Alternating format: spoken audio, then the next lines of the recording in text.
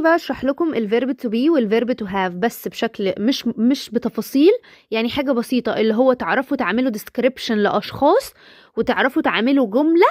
وإن شاء الله في درس تاني هعمل لكم الفيرب to be بكل حالاته وفيرب to have بكل حالاته. اوكي، دلوقتي بقى هناخد تصريفات الفيرب to be. ايه هي التصريفات بتاعته؟ مع الاي بناخد am، مع he وشي وات والاسم المفرد بناخد is، مع you وwe وthey واسم الجمع بناخد are. طيب استخداماته ايه؟ اول حاجة الدرس بتاعنا لو هوصف شخص او هوصف شيء، هقول مثلا الشخص اللي قدامي طويل، فاحنا محتاجين subject he، محتاجين الverb to be is والصفة بتاعته ايه؟ tall. يبقى he is tall، he is tall. she is smart، هي ذكية، she is smart. ممكن اوصف بيه status، مثلا حالتي ايه؟ انا تعبان دلوقتي فهقول I am tired، I am tired، I am tired. هما فرحانين they are happy، they are happy. بستخدم الفيرب to be في ايه كمان؟ في الوظائف. بستخدم فيرب to be كمان مع الوظائف او مع مين دول؟ اللي هو مثلا ده صديقي، فهقول ايه؟ he is my friend، he is my friend.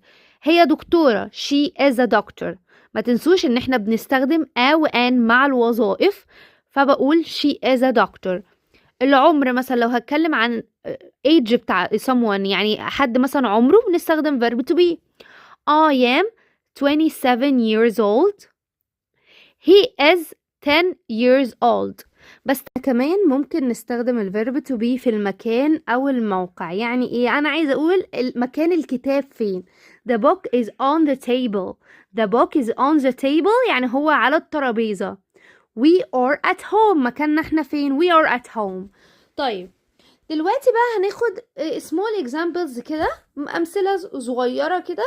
I am a student، I am a teacher، he is busy، حالته ايه؟ مشغول، he is busy. they are ready، هم مستعدين او جاهزين. ندخل على verb to have. انت بستخدم او ناخد الاول تصريفات الverb to have. اول حاجة I و you و we و they واسم الجمع بياخدوا have. he و she و it واسم المفرد بياخدوا has. انت بقى بستخدم verb to have، بستخدمه لما بقول ان الشخص ده او انا بمتلك شيء. I have a car، he has a new phone. لما باجي اتكلم عن البادي بارتس، حاجة عندي يعني حاجة بمتلكها. she has long hair، هي عندها شعر طويل. he has blue eyes، عنده عين زرقاء. طيب في العلاقات او الاسر families او relationships. I have two brothers، I have two brothers، انا عندي اخوات. ما ينفعش استخدم معاه حاجة غير verb to be. she has a baby، هي عندها طفل. في الامراض المؤقتة يعني بالانجلش كده اللي هو ايه؟ الامراض اللي احنا اتكلمنا عنها قبل كده. I have a headache، I have a headache. she has a cold.